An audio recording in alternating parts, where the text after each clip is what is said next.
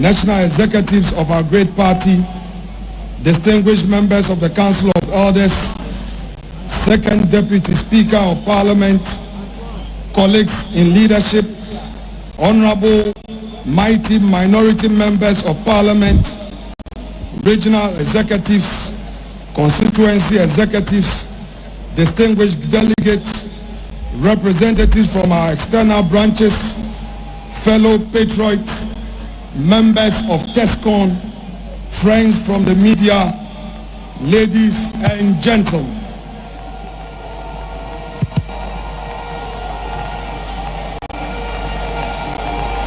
Let us recall the piercing wisdom of our revered former President John Agyekum Kufuor. It is better to be a cleaner in a party in power than the General Secretary of a party in opposition. These words echo with urgency today as we gather in the shadow of our 2024 defeat. A loss that stings not because we failed, but because Ghana is now paying the price for trusting the NDC's hollow promises. Barely months into their tenure, the NDC's betrayal is glaring. New levies on fuel have spiked pump prices, crushing ordinary Ghanaians. Their pledge to end Galamsey has collapsed into chaos. The president calls it a national emergency, yet refuses to declare a state of emergency. Their vow to reset our nation has become a brazen assault on our judiciary, starting with the shameful vilification of our Chief Justice. Their promise of change, a sham, with schemes afoot to funnel our mineral wealth to their cronies. Worst of all, the questionable Ablekumanobri run, where NDC-affiliated tax attacked our candidates, Nana Ekuya-Friye, former MP Hawa Kumsin, and journalists exposed their willingness to trample democracy with violence.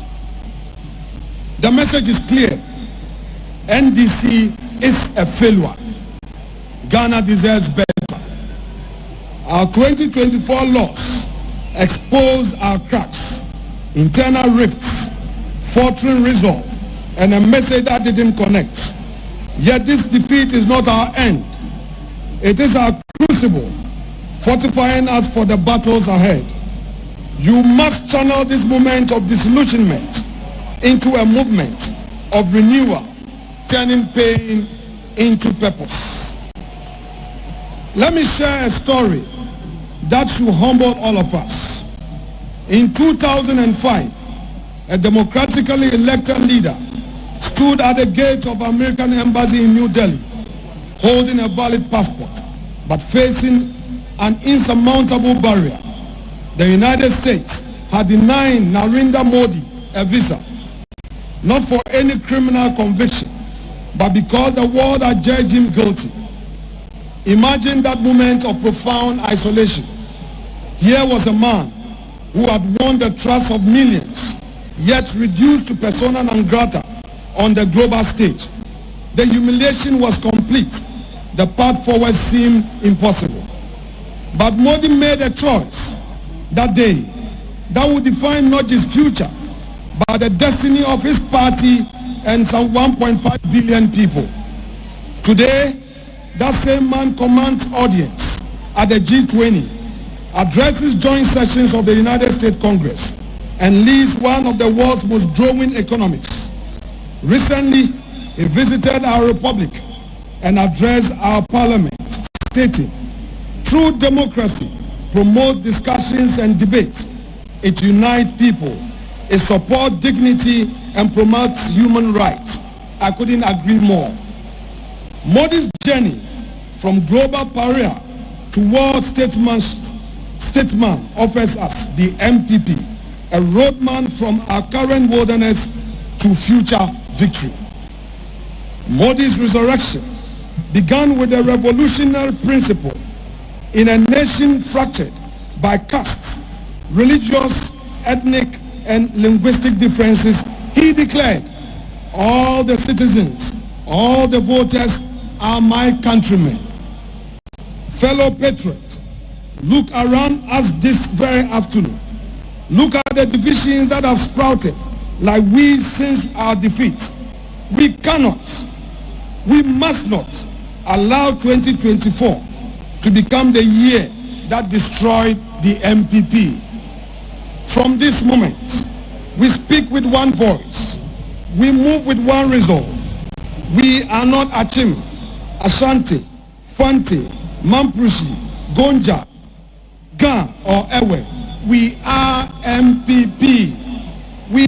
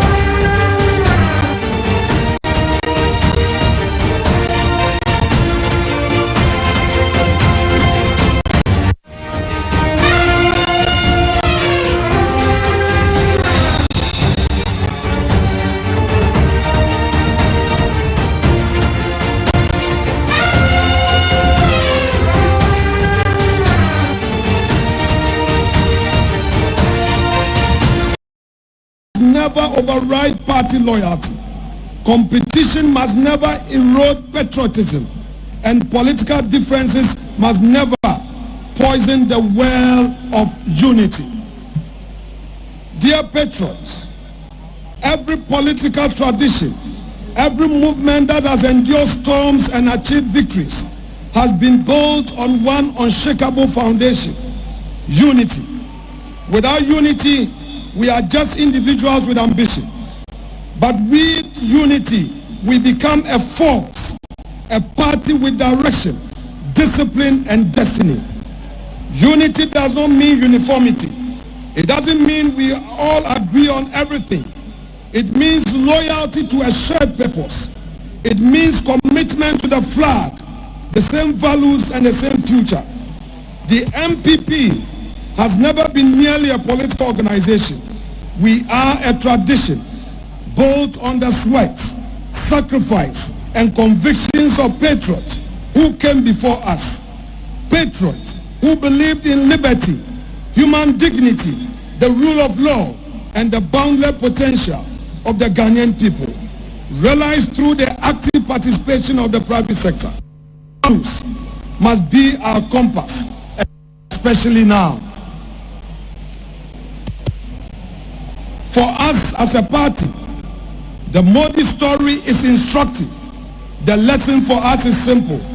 It is possible to rebuild, and leadership is empty without a united party.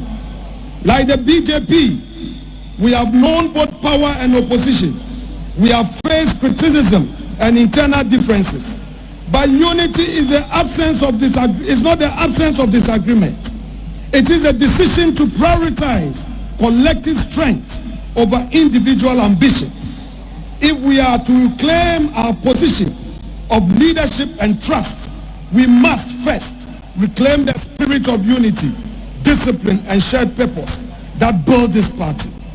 We must reconnect with the base, re-engage the grassroots, and rise together, not as isolated contenders, but as a unified movement driven by conviction and clarity.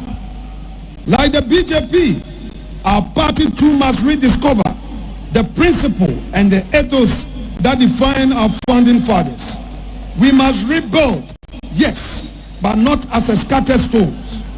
We must rebuild together, brick by brick, anchored in our values and in the unshakable belief that no individual is bigger than the NPP. That belief must reflect our tone, our language, our strategy, and most importantly, in our posture towards one another. Internal discord, suspicions, and disunity have cost us. We must learn from our losses, and we must do so quickly. And I ask again, what are our values? Our party, guided by the enduring motto, development in freedom, stands for democratic accountability, the rule of law, free enterprise, and national self-confidence. Rooted in the Dankwa Dombo Buzia tradition, we are inspired by a deep sense of perseverance, resilience, and an unyielding faith in Ghana's manifest destiny as a free, just, and prosperous society of opportunities. We believe in building a nation where every Ghanaian, regardless of the circumstance of birth, gender, ethnicity, or religion, must be offered the chance to rise through merit, effort, and enterprise. Our vision of a property-owning democracy has evolved beyond land or housing to mean giving every citizen a stake in national progress through education, healthcare, financial inclusion, and decent jobs. Every child and youth must be equipped with the skills, values, confidence, and opportunity to be entrepreneurial or to climb the professional career ladder. From rural development and bold social interventions to industrialization, the NPP remains committed to inclusive growth, law and order, and empowering all Ghanaians to shape their own destinies in a free society. We believe in inclusive growth that lifts farmers, teachers, traders, and students together. We stand for law and order, the bedrock of peace and progress. We uphold democratic accountability where leaders serve, not rule. Because in this party, we believe Ghana's greatness lies in the hands of her people. Your sweats, your courage, and your dreams. In freedom, you, the Ghanaian, are the author of your destiny. This is our covenant. They are the binding principles of the NPP. The NPP has never been a party of despair. We are a party of destiny. But that destiny will slip from our hands if we allow disunity, bitterness, anger, and self-interest to consume us. Let us end the hate campaigns and the subtle sabotage. It is time to choose unity over ego and party over self. If we fight one another, we will end up falling together. But if we fight for one another, we shall rise together. We have known victory and defeat. We've made mistakes, but we are not a broken party. We are only a battle-tested party. We must not allow current challenges to blur our vision or break our ranks. Yes, we have differences. Yes, we've made mistakes, but we must never forget we are what we stand for and where we are going. Let this be a reminder. No matter how talented a leader is, they are nothing without a united, disciplined, and visionary party behind them. That symbiosis, leader and party rising together, it's what we must seek to achieve. No individual can make it alone. Everyone needs the party. Since the NDC government assumed office in January, we've witnessed a very disturbing development. Intimidation of our party members and a dangerous trend of persecution of our leaders and supporters. These attacks are not random.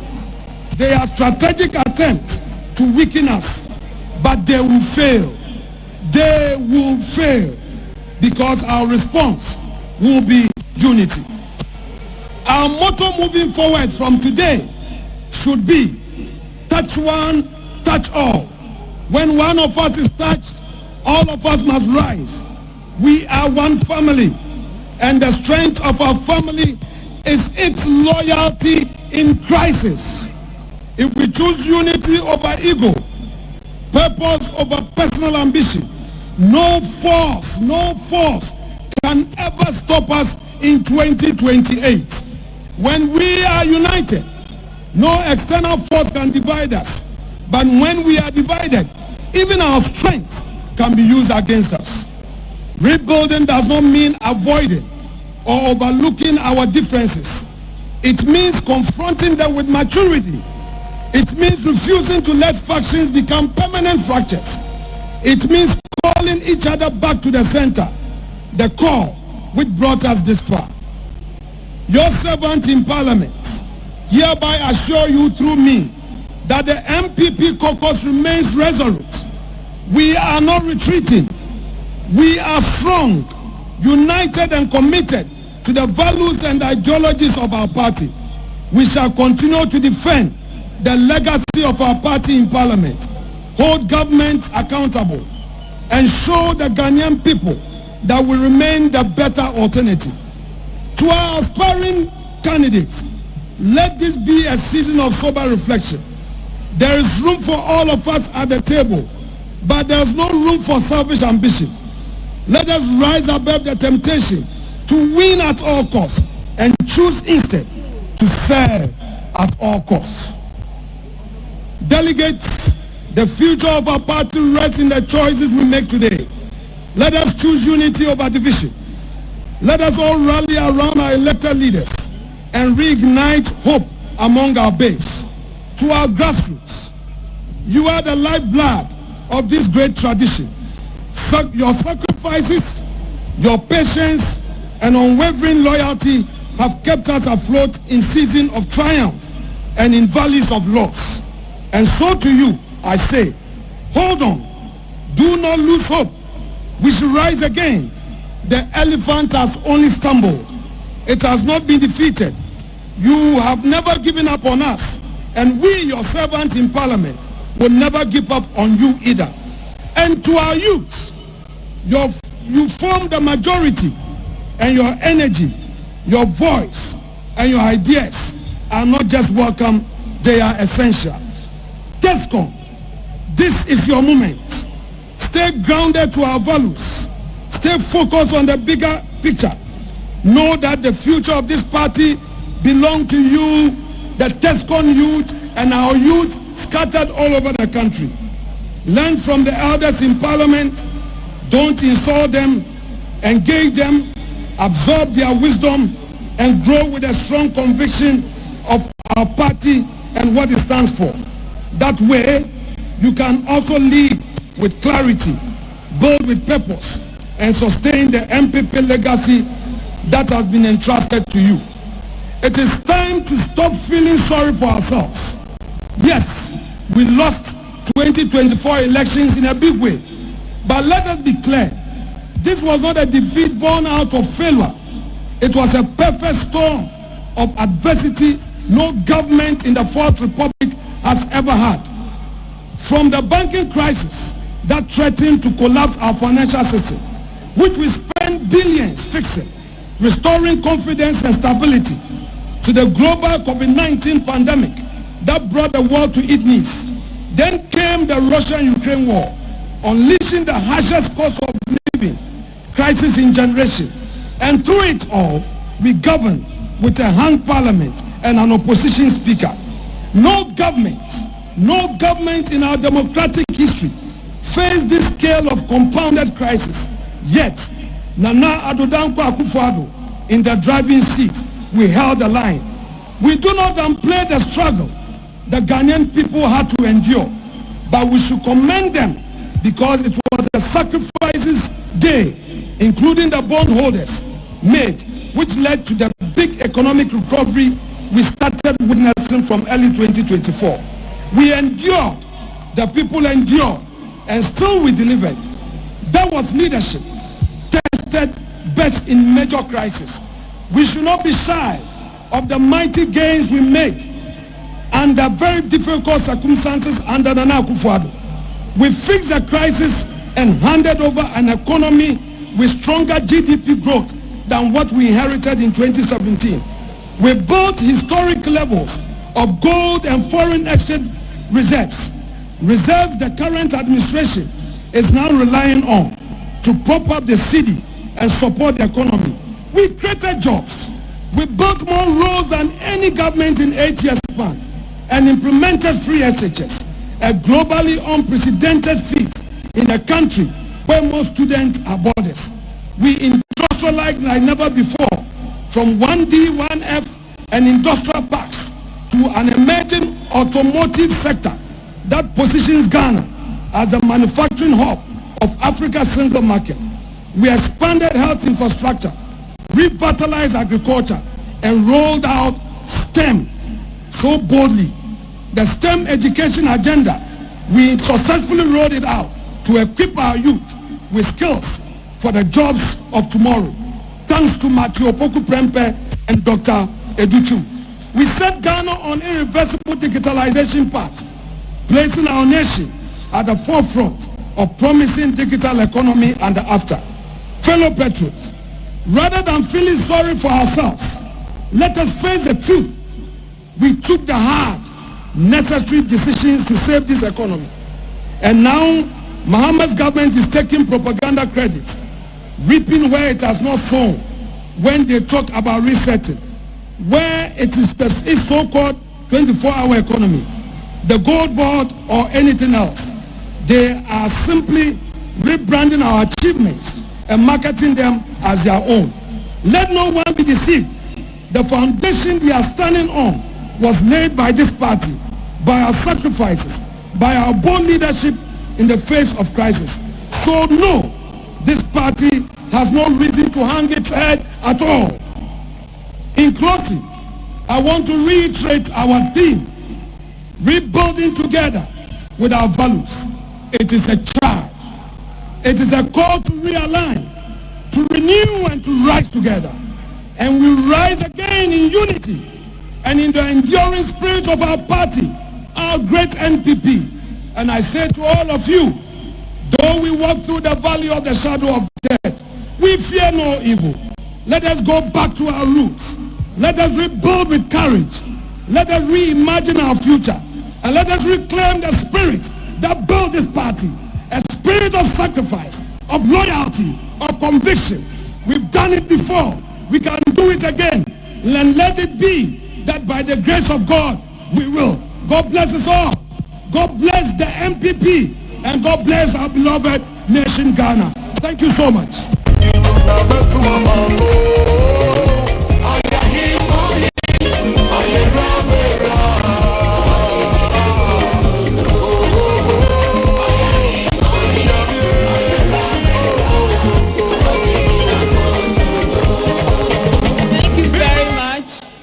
Thank you very much, the minority leader, the strong and dynamic Honorable Apenyo Markin.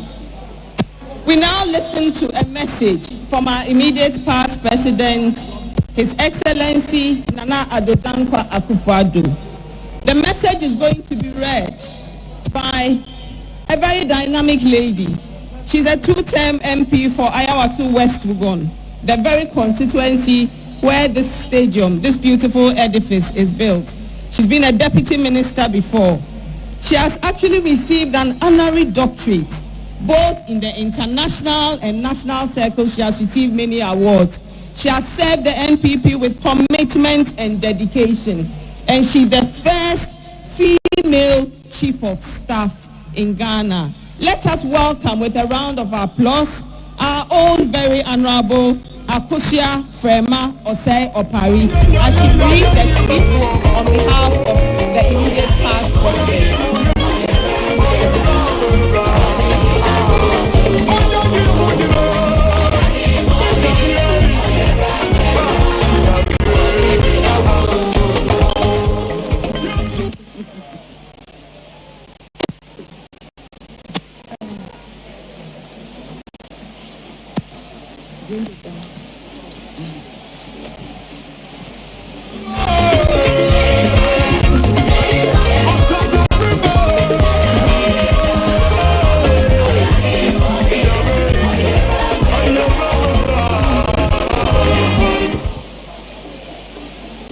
the acting national chairman of the New Patriotic Party and the national executives, the former president, His Excellency John Agyekum Kufuor, the former vice president, Dr. Alhaji Mahamadou Bawumia, and spouse, Hajia Samira Bawumia, the minority leader and members of parliament, members of the National Council and members of the Council of Elders, representatives of political parties present, the diplomatic corps, former ministers of state and other government appointees, regional executives, constituency executives, members of TESCON, members of conference, distinguished ladies and gentlemen. I read you the message from His Excellency Nana Addo Dankwa Akufo-Addo. I feel a profound sense of gratitude for the trust and cooperation conference has shown me from the days of old, and most particularly during my tenure as President of the Republic for 2 consecutive terms. It was a great privilege to serve in that capacity on the ticket of our ever-capable New Patriotic Party. I say ever-capable because of that our non-consecutive periods in government since the 1992 dispensation began, firstly under President John Agyekum Kufuor from the 2001 to 2009, and secondly myself, that is Nana Addo Dankwa Akufo-Addo, from 2017 to 2025. We have through it all demonstrated the resilience of our rank and file against challenges and shown without doubt, as our records have proven, that it is always only under the new patriotic government that Ghana thrives. Today, we gather here at conference as representatives of the teeming mass of party faithfuls across the country to undertake a very important constitutional endeavor. As delegates, it is important to remind ourselves that this crucial representative function for and on behalf of our people transcends being physically present here. Wherever we are from, though we convene here at the University of Ghana, this esteemed institution of learning and history, the acquired sentiments of despair and doubt of the people we are representing today, we most importantly carry their sentiments and expectation and hope. Hope that the key steps we will undertake here will in whole or in part be a formidable effort towards restructuring, rebuilding, and reclaiming the reins of governance of our dear country. And that whilst the path will not always be easy, we will remain deeply proud of the progress made at every step, the lives we touched, and the hope we inspired. Whilst our present situation has been necessitated by circumstances we cannot ignore, I am optimistic through dialogue, mutual understanding, strong commitment to our principles and values, we can rebuild the bridges and restore the unity that has always been our strength.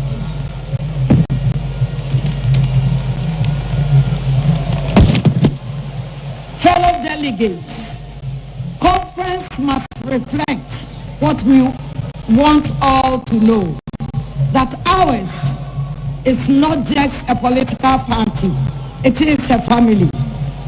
And as is typical of every family, we must find ways to reconcile differences and ensure that every member has a place at the table and is up and ready to be counted. We must unleash inherent energy amongst our youth with enough focus on adequate use of our structures like the recently inaugurated Patriotic Institute to empower them and offer them the opportunities to grow. They are no more the future, they are the present. Their energy, innovation, and resilience must be the driving forces behind our progress on this rebuilding journey. Our efforts must be all-inclusive. That is why structures or laws crafted in a bygone era, which notably do not reflect the realities and aspirations of our contemporary existence, must be opened up and critically examined to follow for proper reforms. Severally, I have stated, and today will be no exception, that we must continue to stand firm and united behind the eternally forthright ideals and principles of the Dankwa Dombo Buzia political tradition, which has proven the most suited political tradition on our Ghanaian market. We must make room for belief to replace doubt. For it was out of nothing that our illustrious forebears found purpose in a melting pot of scenic salt pond to bear what has over the years transformed into the formidable political ticket we have in the NPP. Our conduct, therefore, throughout this period will either reinforce the confidence of the Ghanaian people in the NPP or draw them away from us. Accordingly, I wish us all at the National Annual Delegates Conference, I wish you well and hope that the deliberations will be fruitful. May God bless the new patriotic party and us all, and may God bless our homeland Ghana and make her great and strong. I thank you for your attention. Thank you.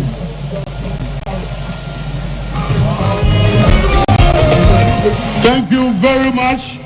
Our mother, who's made history, the first ever female chief of staff. Thank you very much. Man, I mean, sure. Thank you, man, I mean, sure. Okay. Who has the leadership policy necessary to protect and move forward this extraordinary nation in the next chapter of its progress? Who can lead us to take the next bold steps toward the prosperity and general well-being of every citizen of Ghana? The first focus for those of us in the NPP is 22nd December 2007, when the party's 2008 presidential candidate will be selected by the National Congress. Last week, a completed nomination-led consultation with the rank and file of the party, the renowned water testing exercise, so described by our national president. The outcome of all 230 constituents of the country in the Upper East region on Sunday, 23rd 2008.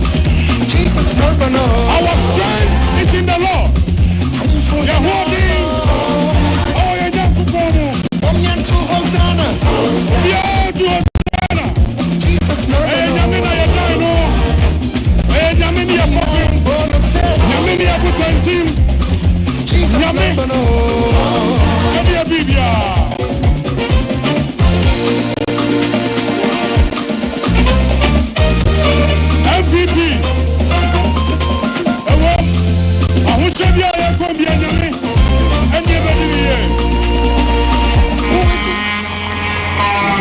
Thank you very much.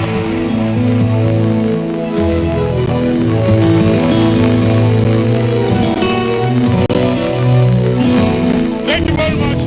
Let's welcome His Excellency the Vice President, the former Vice President, 2024 presidential candidate.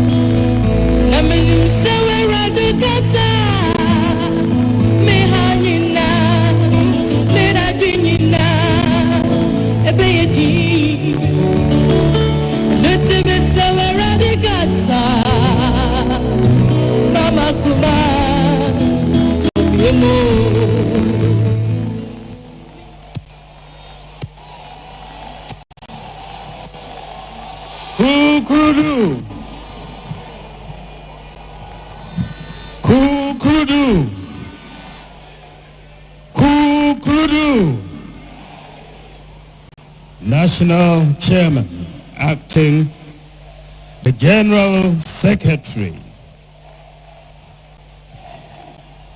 our former President J. Kufuor, former President Nana Addo Dankwa Akufo-Addo, who I'm sure are watching us, the former Chief of Staff, the former Second Lady, my beautiful Samira, members of Parliament, former ministers and former members of Parliament, former MMDCs, our national executives, external members of external branches, regional executives, constituency executives, electoral area coordinators, polling station executives, and representatives of other political parties, fellow Kukudites.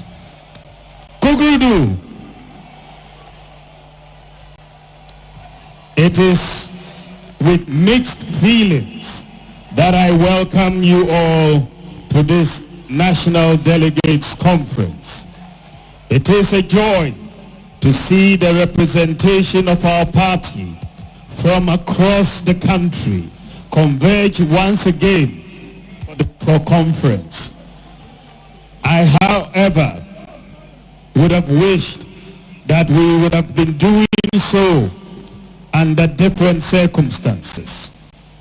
Yet, still, I am filled with hope that as we reflect and reorganize, we will soon be given the opportunity once again by our countrymen and women to serve and assist in rebuilding and transforming our nation. Crocodites, the task ahead of us is one that we have to conduct with diligence and measure. In times like this, we should be focused on strengthening our bonds of unity and reinvesting in the ties that bind us. Our foundation and our strength has always been in building a united party. We have been the party that has over the years built the broadest coalition of citizens, not just to win, but to govern. We have been the party that has over the years offered hope to the largest diversity of our peoples. Under our tent, it has not mattered where you come from, whether you are Sefi, Fanti, Ewe, Ashanti, Gadangme, Krobo, Dagomba, Wala, Dagati, Konkomba, Frafra, or Mampusi. It has not mattered you practice, whether you are a Christian, a Muslim, or a traditional African religious practitioner. It has not mattered whether you are rich or poor, or whether you are formally educated or not. This is why the root of our party resulted from an amalgamation of parties from different parts of Ghana and different interest groups. Let us remind ourselves that the People's Party, representing the Northern Territories, the Muslim Association Party, the Anglo Youth Organization based in the Volta region, Ga Shefimope represented the Ga interests in Greater Accra region. The Togoland Congress focused on British Togoland interests. The Federation Youth Organization. It is clear, therefore, that the bonds of unity in diversity has been our lifeblood and our foundation. Now more than ever, we must refresh them and desist from any language, character, or consistency. We can regain the trust of Ghanaians. If we are fractured and at each other's throats, none of us can cross over and lead us to fulfill this party's purpose. Let me say that tribalism and religious bigotry, from whichever quarters it emanates, pose an existential threat and should have no place in the new patriotic party. We must also be consistent in pursuance of our effort to address not just the challenges within, but more importantly, the challenges that bedevil our motherland. In governance, there are ups and downs. Through the President J. Kufuor and President Nana Akufo-Addo periods, we succeeded at many things with monumental and transformational achievements. Their achievements, these two great presidents, their achievements will stand the test of time. We have also learned useful lessons in how to improve some things in the future. We must remain resolute and consistent in doing the right things again and in applying the lessons the next time. We must ensure that Ghanaians genuinely see the lessons we have learned and are willing to apply the next time round. We shouldn't be shy about them. It is then that our fellow countrymen and women will give us another opportunity to serve. Ladies and gentlemen, an army that wants to win a battle must exercise discipline within its ranks. Too often, when we are yet to choose leaders, indiscipline, unacceptable language, and unpardonable behavior become the order of the day. In the end, when internal competitions are over, the attacks we would have launched on ourselves become fodder and ammunition which our opponents use to attack us. We experienced it in the 2024 campaign, and we should not let it happen again a second time. This is why I call on all Kukrudites to stop internal attacks now. Let's stop the internal attacks now. Let us rather focus on the attempt by the NDC to undermine our democracy and rule of law in trying to remove the Chief Justice. Let us focus on their clear intention to go after the Electoral Commissioner subsequently. Let us focus on the violence and thuggery their hoodlums carried out in the recent Ablekuma election in full view of the police and cameras. I again call on His Excellency the President to bring the perpetrators to book and to remind them that the elephant never forgets. No matter how long it takes, we will prosecute the perpetrators when we assume office in 2029, inshallah. To the leadership of the party, I ask that you be firm and crack the whip so that discipline is maintained within our ranks. It is with discipline, humility, lessons learned, and the pursuit of a common good for Ghana that we can become the refreshed party we desire.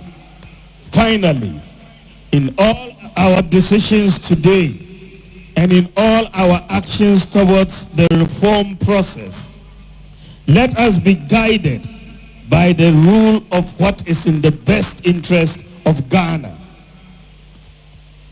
At dawn on December 8th, 2024, as I prepared my remarks to concede the election 24, my singular focus was on what's in the best interest of Ghana. I am fortified in my heart that as politicians, we should always be guided by what's in the best interest of Ghana at all times. What represents the best example to Ghana's children? What is in Ghana's best interest will always be in the best interest of the NPP. We cannot ever go wrong with that. Let us showcase it more and more as we reflect and rebuild. I have no doubt that notwithstanding the challenges ahead, of which there will be many, if we are united and disciplined and work hard, we will win the 2028 presidential and parliamentary elections by the grace of God. It is still possible. I wish us all a successful annual Delegates Conference. God bless you. God bless the NPP, and God bless our homeland, Ghana. Assalamu alaikum.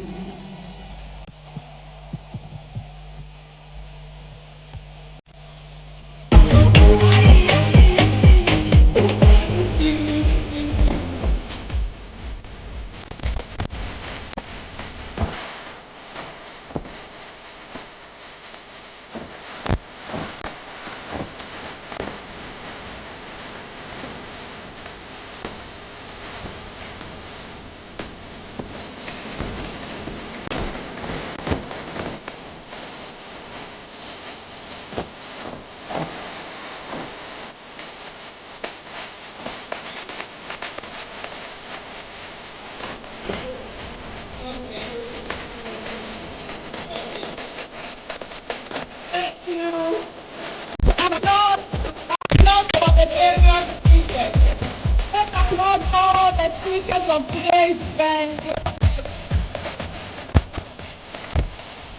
upstanding, and let's applaud.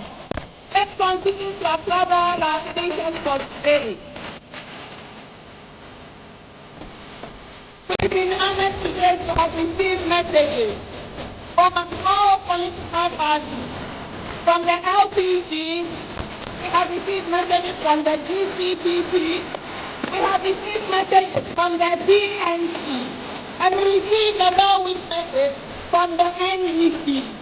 We have received message from Conrad Adenauer President, Christian Democratic Union. Let's continue to applaud all the messages that we have received. In addition, let us applaud our speakers. Our speakers for today have told they have told us all about our values and unity. Let's continue to applaud them. Thank you very much, the Benefit National Vice Chairman of the New Patriotic Party. Thank you for National Chairman. Thank you very much, the National Treasurer. Thank you very much, the General Secretary of our great party. Thank you very much, the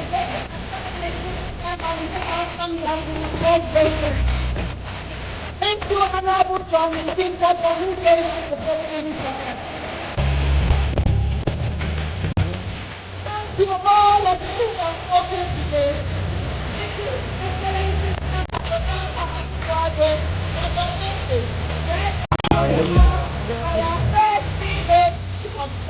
the Honorable Chairman, Akosia of Paris. Thank you very much, His Excellency, the former President of Ghana, President John Egbetu. Thank you all the speakers of today. Thank you for the messages that you've given to us. Thank you all regional teams. Thank you to our national executives who have been so actively involved and have helped to make this event a success. Thank you, organizing team. Thank you all of you who have contributed in various ways.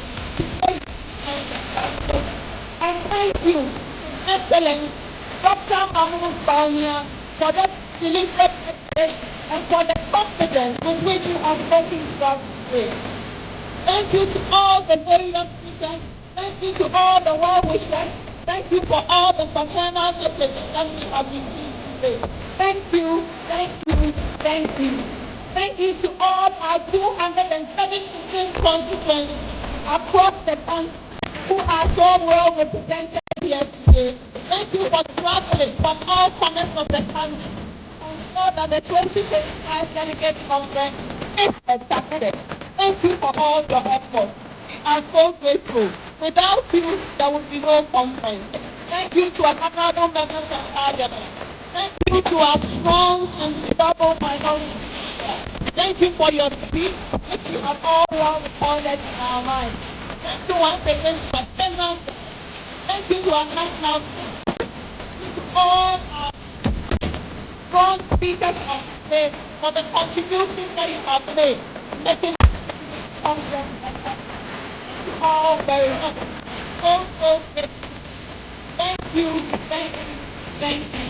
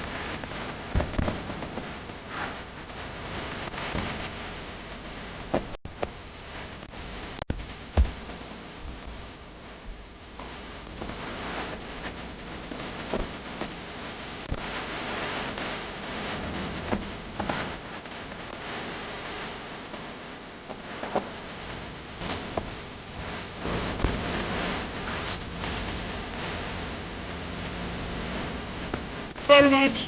Thank you very much. Conference, we have gotten to a very critical and very important portion or a part of our program. Under the party's constitution, Article 19 is clear that any amendment whatsoever, whatever nature, whatever type, the kind of amendment can only be effected by this body duly constituted and duly opened. On this note, the General Secretary, in accordance with the provision of the party's constitution, invited proposals for amendment of the party's constitution. After the proposals, again according to the constitution, the General Secretary circulated the proposals to the regional party and the constituency party. The amendment committee, made up of Frank Davis, the chairman, Idi Muhaideen, the secretary, Honorable Patricia Apiejei, member, Honorable Kojo Opong Nkrumah, member, Honorable Ebenezer Gilbert Nina Nate, also a member, Dr. Antoinette Tibudaku, a member, Honorable Diana Asunabadapa, a member, Dr. Ekuya Amwako, and our very own Makafui Wanya, Volta Regional Chairman, also a member. Council put in place this committee to receive all of these proposals.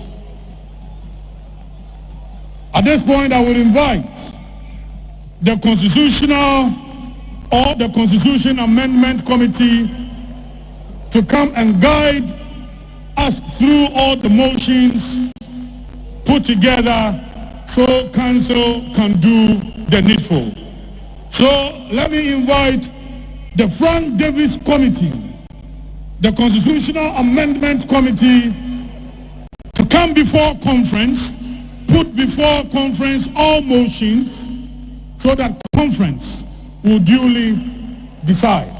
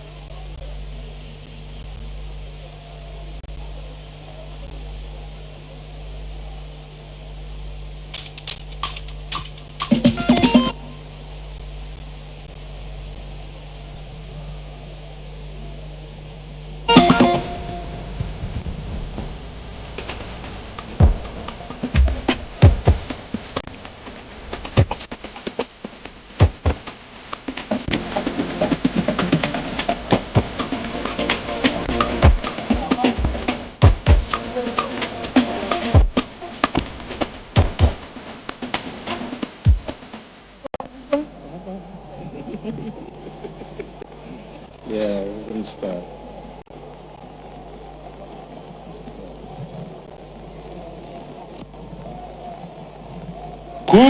Kugudu. Kugudu. Kugudu. Presiding Chairman of Conference, the General Secretary of the party, His Excellency Dr. Alhaj Mahmoud Bawumia, former Vice President of the Republic of Ghana, all party faithful, friends of the media, both print and electronic, fellow party representatives, our distinguished elders of this great party, our distinguished delegates, invited guests, ladies and gentlemen. This obviously is the climax of today's engagement, the 2025 National Annual Delegates Conference of this great party, the New Patriotic Party, NPP. Distinguished party faithful, in keeping with the tradition of the New Patriotic Party and in line with the spirit of the party constitution, the National Council of the party at this meeting on April 16, 2025, constituted a 9-member Constitution Amendment Committee following the submission of the report of the Professor Okwe-led 2024 Election Review Committee. The committee, which was subsequently inaugurated by the National Chairman on April 25, 2025, had the following composition: Dr. Ekwia Amwakun, member; Honorable Ebenezer Gilbert Nina Nate; Dr. Antoinette Tibudakun; Honorable Diana Asonabadapa; Honorable Makafui Wanya; Honorable Kojo Opon Nkrumah Esquire; Honorable Patricia Apiaje; Idi Muhayedin Esquire, Member Secretary; and of course my good self, Frank Davis Esquire, Chairman. The terms of reference of the committee included to identify provisions of the party constitution that require amendments in order to give effect to the recommendations of the Mike Okwe Election Review Committee, to work on the recommendations of the 2021 Constitution Review Committee chaired by Honorable Alexander Afenyo-Markin, to receive proposals from party members and identifiable groups for amendments to the party constitution, to categorize the proposals into various articles and clauses for ease of reference, to make appropriate recommendations to guide the debate at the National Delegates Conference. In line with the party's tradition and the letter and spirit of the party constitution, particularly Article 19, the General Secretary, by a formal communication dated April 25, 2025, requested party members and identifiable groups who wish to propose amendments to the party's constitution to submit their written proposals to the Office of the General Secretary or send same directly to the committee via an email address set out for that purpose. Consequently, the committee received over 300 amendment proposals, both in hard copy and via the official email address.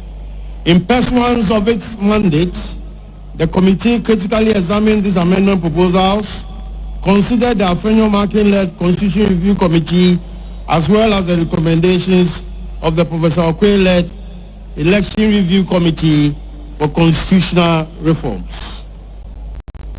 The committee then examined the provisions in the NPP Constitution in respect of which amendments have been proposed and the Constitution as a whole. While streamlining and categorizing the proposed amendments under the various articles and clauses, the committee made recommendations for their acceptance or otherwise. Where appropriate, the committee also made some modifications to ensure coherence and consistency with other constitutional provisions, and more importantly, with the time-tested tradition and aspirations of the party as enshrined in the Constitution. Recommendations made by the committee were informed largely by the totality of the views expressed by the proponents, the underlying principles and traditions of the party, which ought to be respected and protected, while ensuring that the Constitution reflects current socio-political developments of the party in its forward march to advancing the cause of democracy and the rule of law. Fellow delegates, below are the motions formulated by the committee out of the amendment proposals that were submitted to both the General Secretary and committee by party members and identifiable groups for consideration and approval by the National Delegates Conference herein assembled. For the purposes of clarity and to make what we are about to do very distinct without any misunderstanding when we leave here, I'm going to set out the modalities for the run of the motions. I am going to take the motions seriatim from 1 to 56. After I have read out the motions, for the motions will be read by another member of the committee in the person of Honorable Kojo Opon Nkrumah Esquire. After the recommendations, the motion will be put to vote, and we are going to have a voice vote, the ayes and the nays. Distinguished fellow delegates, party faithful, if I have your attention at this particular point in time, I would start the exercise in earnest. Motion number 1. To amend Article 1 of the Constitution to include the party's motto, symbol, and colors. Justification. The absence of the party's motto, symbol, and colors in the Constitution is an obvious omission and ought to be rectified. The party's motto, symbol, and colors must find expression in the party's Constitution. Fellow delegates, those in favor of motion number 1, say aye. Those against, say nay. The ayes have it. Motion number 2, Article 3(7). Amend Article 3(7) of the Constitution to give the power to recommend suspension of a member or an office holder pending disciplinary action against him to the appropriate disciplinary committee rather than the executive committee. Justification. The amendment is necessary to ensure justified suspension of party executives, either elected or appointed by executive committees, only upon recommendation by the disciplinary committee, pending disciplinary proceedings against such officers. It is the disciplinary committee that shall recommend suspension, having regard to its preliminary findings. Having heard the motion loudly and the justification, distinguished delegates, those in favor of motion number 2, say aye. Those against, say nay. The ayes have it. Motion number 3, amend Article 437. Amend Article 437 of the Constitution to allow for complaint against any constituency or regional officer, whether elected or appointed, to be filed at 1 in the case of the constituency officer, the regional executive committee, and 2 in the case of the regional officer, the national executive committee. Justification. The amendment seeks to achieve fair and equal treatment or handling of disciplinary matters involving elected officers and appointed officers who are at the same level of the party, by providing that they should be dealt with by the same disciplinary committee. Having heard motion number 3, distinguished delegates, those in favor say aye. Those against say nay. The ayes have it. Motion number 4, amend Article 5(6). Amend Article 5(6) of the Constitution to adopt the Electoral Commission of Ghana's demarcation and cluster of electoral areas. Chairman, the justification is as follows. The EC's electoral area systems are predetermined, bereft of controversies, and involve more polling stations than the party's demarcations of electoral area.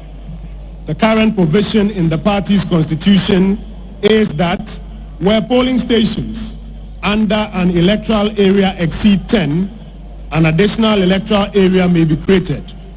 This lack of certainty and exactitude has triggered misunderstandings in the creation of some electoral areas. The adoption of the EC's electoral area system cures any such misunderstanding or perceived mischief. Motion number 4. Those in favor say aye. Those against say nay. The ayes have it. Motion number 5. Article 6. I must say at this stage that this is a new provision. Amend Article 6 of the Constitution to provide for an electoral area executive committee structure made up of 5 members who shall all be elected, comprising the electoral area chairperson, secretary, organizer, communications officer, and electoral affairs officer. The justification is as follows, Chairman. The current system requires limited expansion to allow for increased participation and support in the management of the electoral areas. A 5-member committee enhances operational capacity and ensures a more inclusive and structured approach to supervising polling station activities. Distinguished delegates, those in favor of motion number 5, say aye. Those against say nay. The ayes have it. Motion number 6, amend Article 6(1) of the Constitution to increase the polling station executives from 5 to 7, who are all to be elected, comprising the chairperson, secretary, organizer, women's organizer, youth organizer, communications officer, and electoral affairs officer. Chairman of Conference, this committee respectfully recommends the one-man, one-vote system as a long-term electoral framework for the party.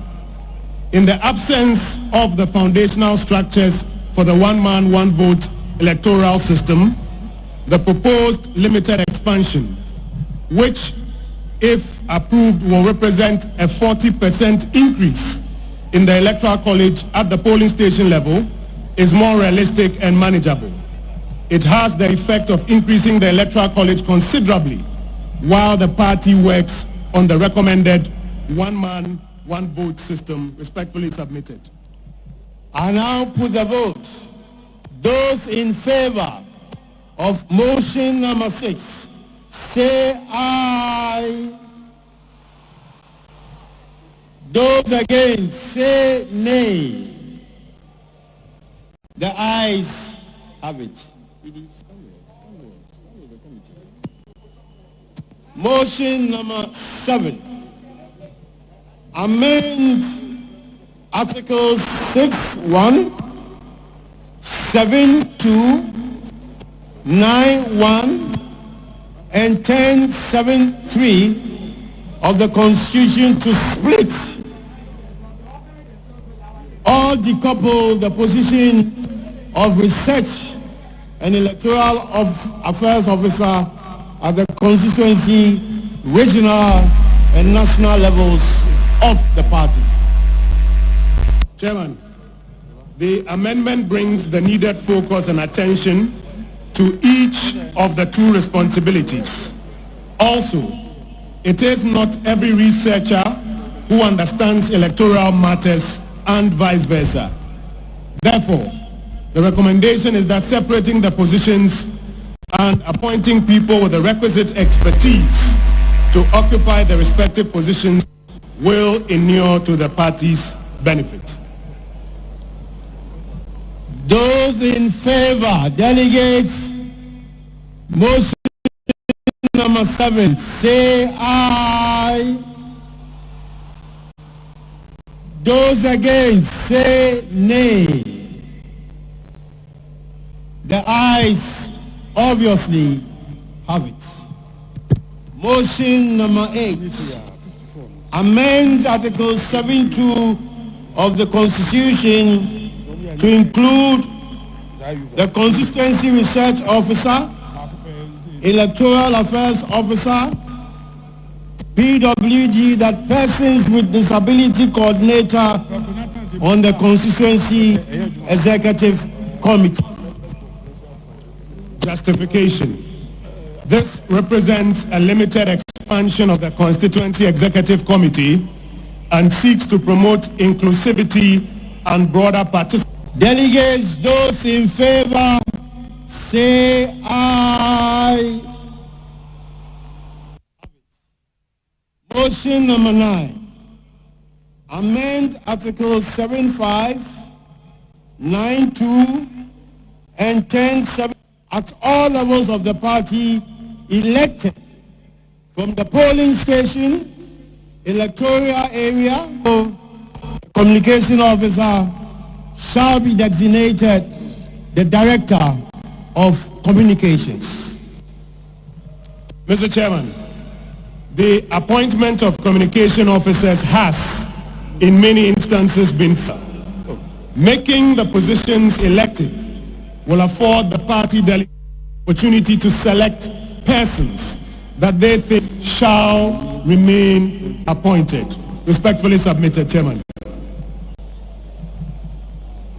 Delegates in favor, say aye. Those against, say nay.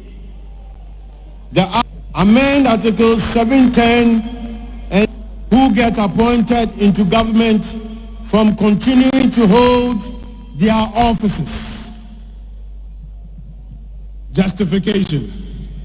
Party officers who are appointed into government should not be allowed to hold dual positions.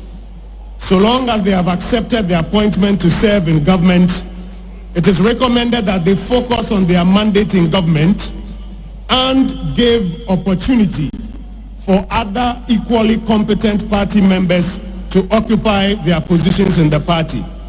It is also in line with the provisions in Clause 10 of Article 7 and Clause 7 of Article 9, which are intended to ensure that government appointees do not hold constituency, regional, and national executive offices.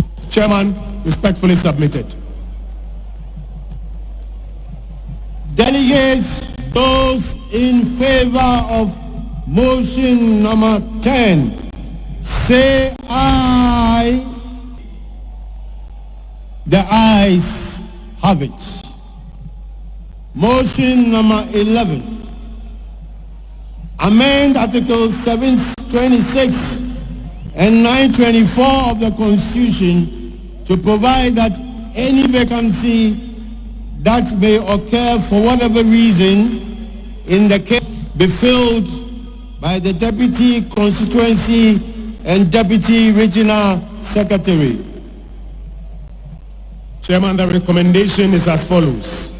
The Deputy Constituency and Deputy Regional Secretaries, just like the substantive Constituency and Regional Secretaries in conference, the Deputy Secretaries should be able to occupy the positions of the substantive Secretaries in the... Say aye. Those against say nay. The ayes have it. Motion number 12. Amend Article 727 of the Constitution to give voting rights to national and regional officers at the Constituency Delegates Conference at the constituency they hail from. Chairman, they hail from, where they may also serve as patrons and source of logistical support. This amendment is also geared towards the proposed limited expansion of the Electoral College pending the one-man, one-vote system. Delegates in favor of motion number 12, say aye. The ayes have it. Motion number 13.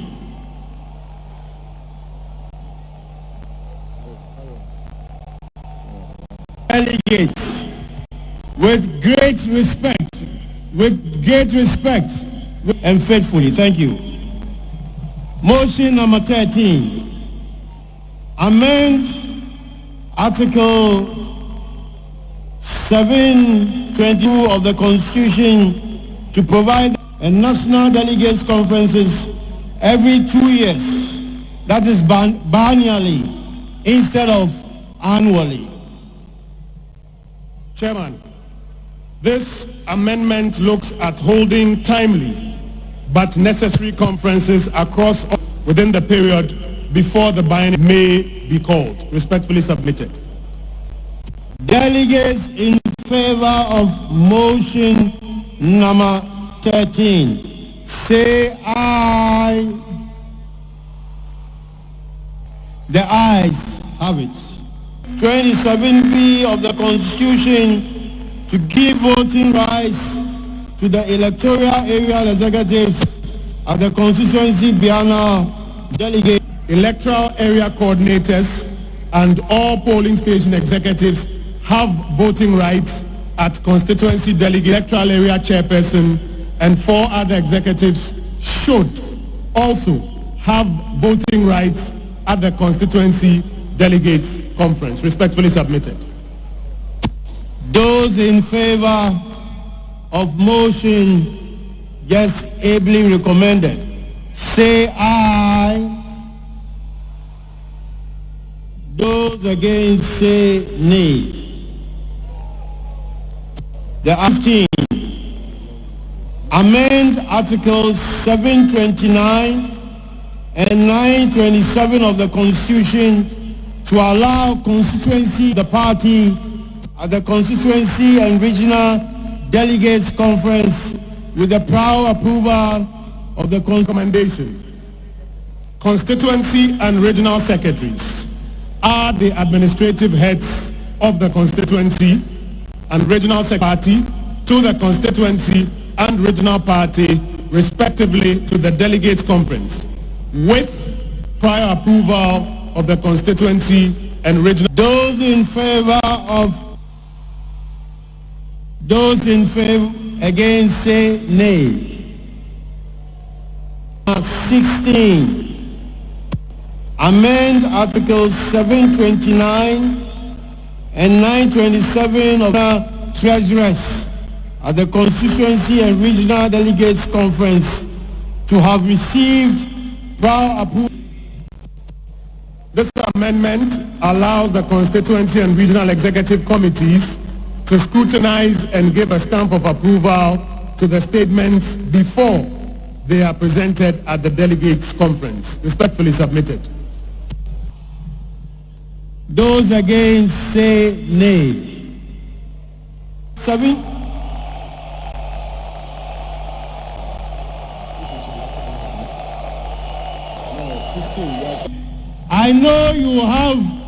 I know you have your booklet.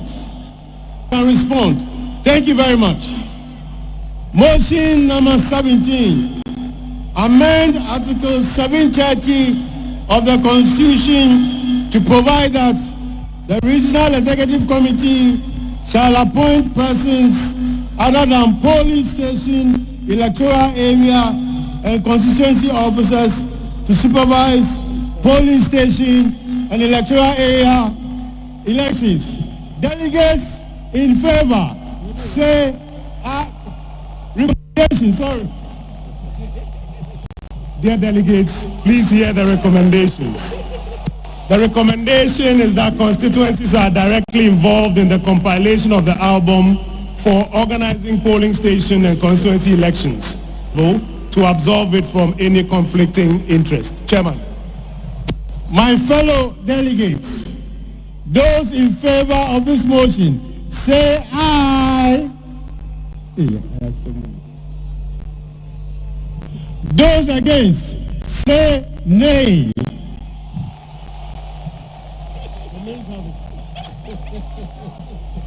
Yeah.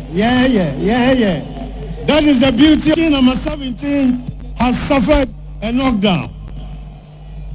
Motion of the Constitution to specifically provide that the external branches shall have 3 representatives on the National Executive Committee.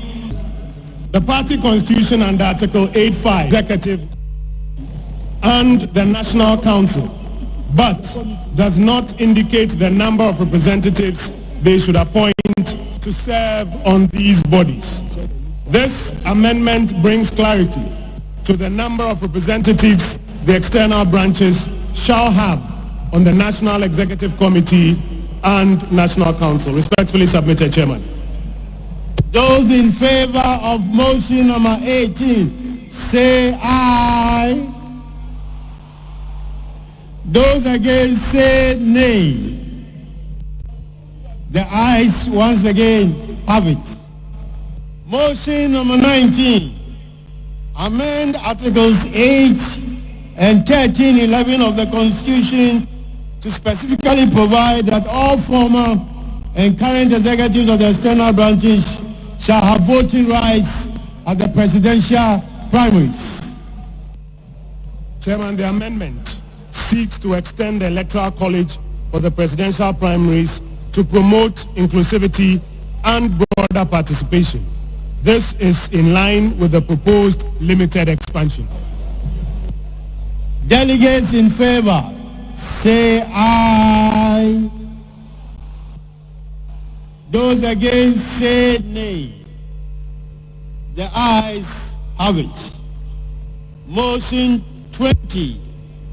amend Articles 8 and 10(2)(f) of the Constitution to specifically provide that all current executives of the external branches shall have voting rights at the National Delegates Conference.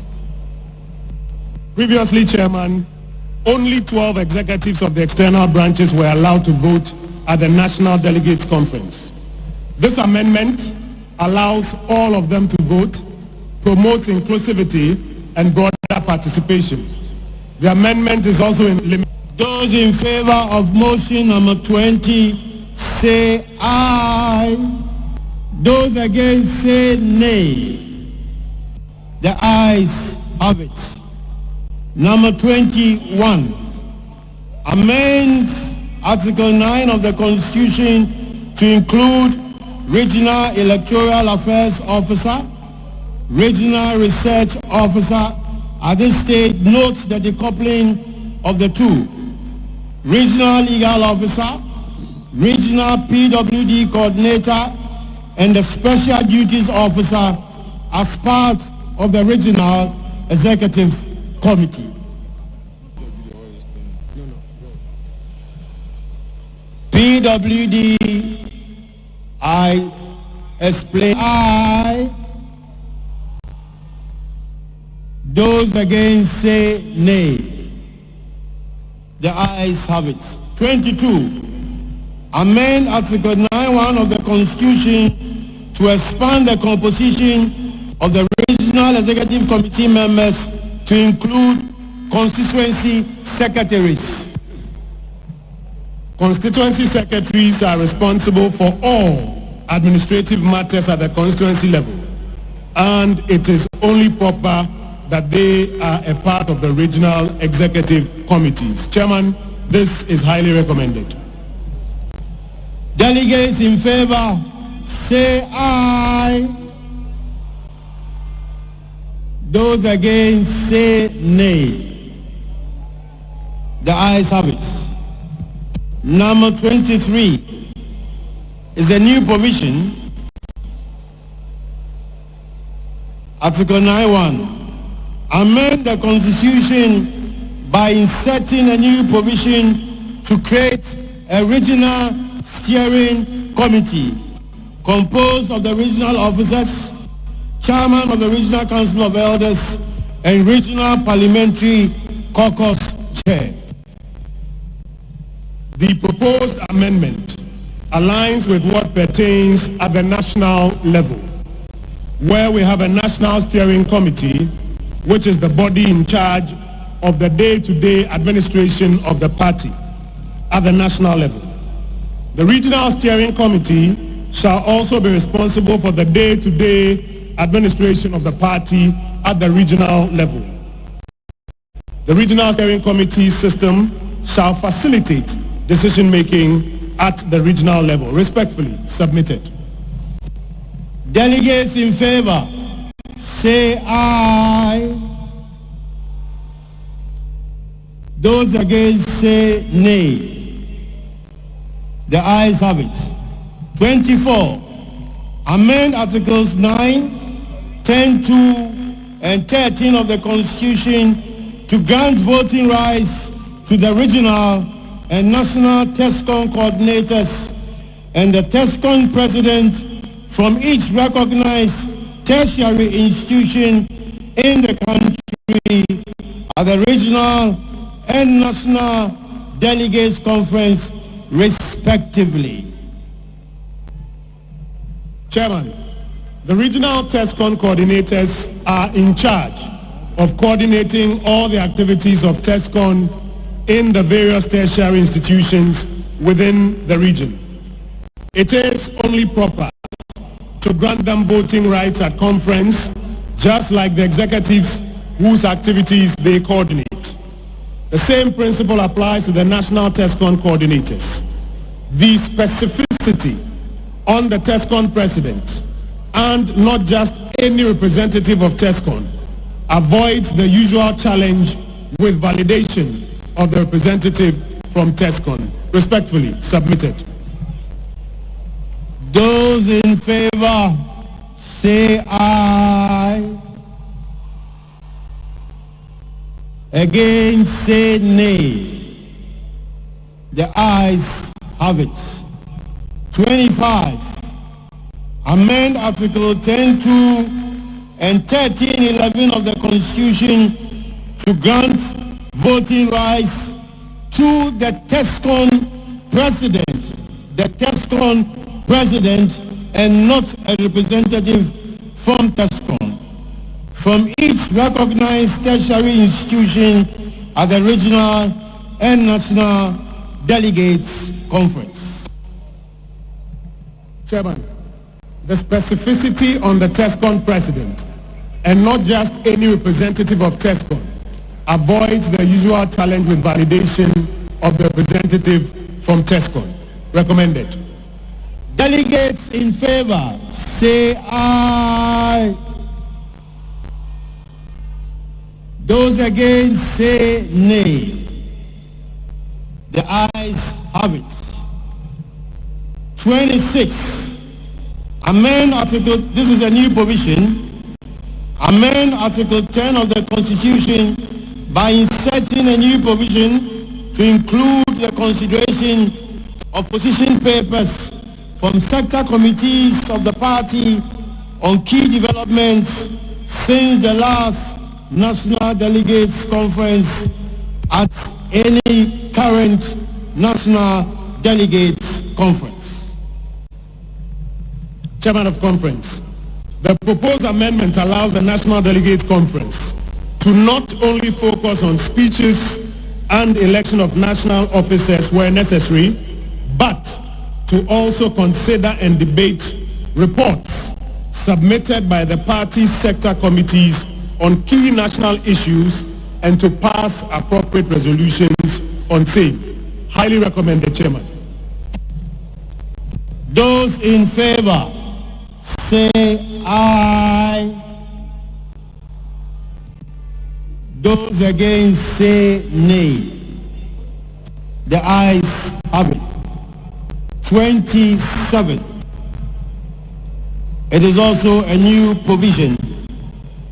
Amend Article 10 of the Constitution by inserting a new provision to modify the composition of the sector committees under the National Executive Committee to include both members of Parliament and non-members of Parliament, as well as their functions.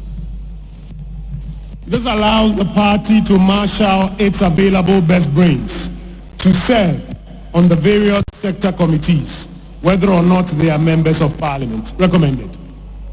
Those in favor, delegates, say aye. Those against, say nay. The ayes have it. 28. Amend Articles 10.2.3e and 13 of the Constitution to make all members of the National Council of Elders delegates at the National Delegates Conference and the presidential primaries. Chairman, considering the indispensable roles played by the National Council of Elders, they deserve more representation at the party's highest decision-making body. In any case, per Article 16, the membership of the National Council of Elders shall not exceed 30, out of which 15 are already members or delegates to the National Annual Delegates Conference. Motion number 28 is recommended, Chairman. Delegates in favor, say aye. Those against, say nay. The ayes have it. Motion number 29. Amend Article 10.3 of the Constitution to increase the representation of the National Council of Elders on the National Council from 1 to 5 members, including the chairman of the National Council of Elders. Chairman, the National Council of Elders is the foremost advisory body of the party and therefore ought to be adequately represented at the second highest decision-making body of the party. Delegates in favor, say aye. Those against, say nay. The ayes have it. Number 30.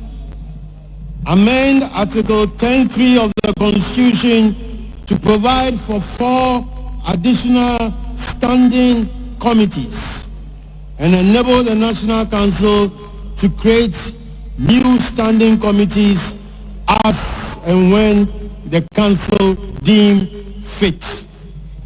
The new 4 standing committees shall be the Electoral Affairs Committee, Communications Committee, Political Strategy and Policy Committee, and Security and Intelligence Committee. The proposed additional standing committees to be created are indispensable and crucial in supporting the National Council and, by extension, the entire party to function more effectively. The amendment also grants the National Council the mandate to create additional standing committees as and when necessary. Delegates in favor of motion number 30, say aye. Those against, say nay. The ayes have it. 31. Amend Article 10.3a of the Constitution to expand the composition of the Finance Committee from 6 to 10 members in addition to the National Treasurer.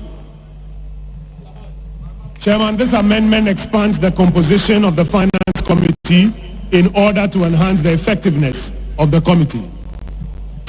Those in favor, say aye. Those against, say nay. The ayes have it.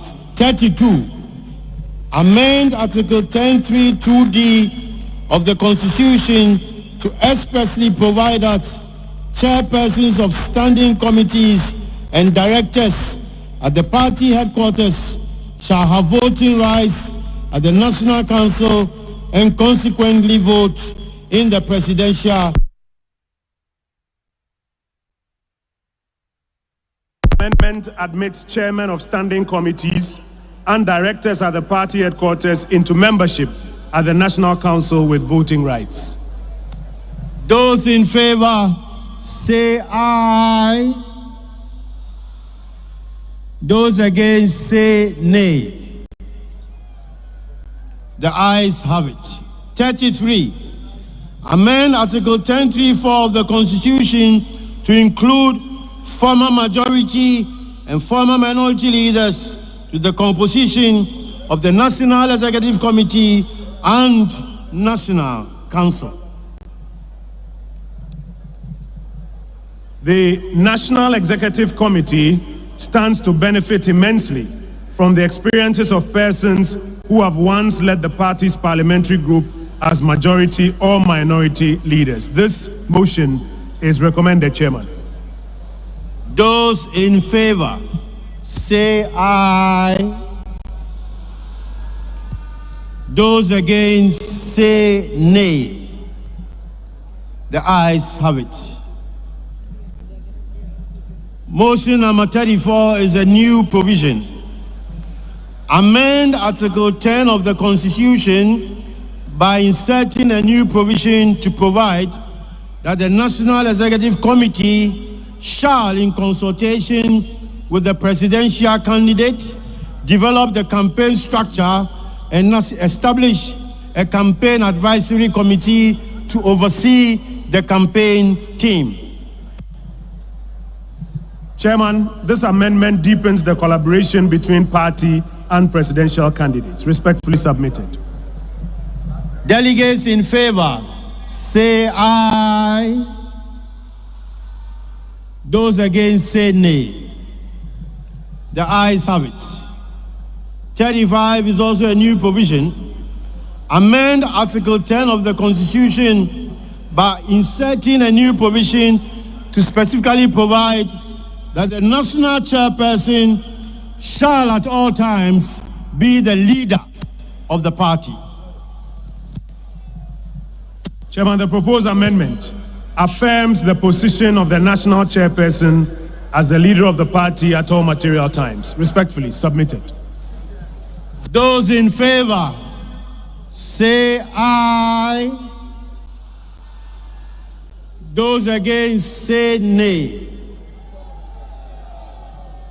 The ayes have it. 36. Amend Article 10(5) of the Constitution to specifically provide that the national chairperson shall chair the party's campaign advisory committee. The national chairperson, as the leader of the party, should chair the party's campaign advisory committee to enhance collaborative work between the party and the campaign. Delegates in favor say aye. Against say nay. The ayes have it. Number 37. Amend Article 10(4)(2) of the Constitution to increase the representation of the parliamentary group on the National Executive Committee from 1 to 3, comprising the leader and 2 others, one of whom shall be a woman. My chairman, the parliamentary group is a critical organ of the party. It is the group that champions the party's policies and agenda in the legislative arm. The amendment seeks to increase the representation of the parliamentary group on the National Executive Committee. This is strongly recommended, Mr. Chairman. Those in favor say aye. Aye. Against say nay. The ayes have it. 38. Amend Articles 10(7)(3) and 10(8) of the Constitution to provide that the National Treasurer shall report to the General Secretary. Chairman, it is the view that the General Secretary, as the party's Chief Administrative Officer and the Chief Executive Officer of the party, who has superintendence over all officers except the National Chairperson and Vice Chairpersons, should exercise superintendence over the National Treasurer. The amendment aligns with the administrative structure of the party. Delegates in favor say aye. Those against say nay. The ayes have it. 39. Amend Article 10(10) of the Constitution to remove the President from the composition of the National Steering Committee of the National Executive Committee. The steering committee of the party is in charge of the day-to-day administration of the party and should comprise only the 10 elected officers, the presidential candidate, the parliamentary leader, and the chairman of the National Council of Elders. Delegates in favor of motion number 39 say aye. Those against say nay. The ayes have it. Motion number 40. Amend Article 11 of the Constitution to specifically include a provision that allows the Constituency Executive Committee to remove a polling station or electoral officer from office with the prior approval of the Regional Executive Committee upon receipt of a petition from a member. Chairman, the current Constitution has no provision on how polling station and electoral area officers may be removed from office. This new provision clarifies this. Fully submitted. Those in favor say aye. Those against say nay. The ayes have it. 41, requiring the need for the body to be constituted by the Executive Committee to recommend removal before the summoning of an extraordinary delegates conference for the purpose of removing an elected officer from office and for specific timelines for the removal process of such elected officer.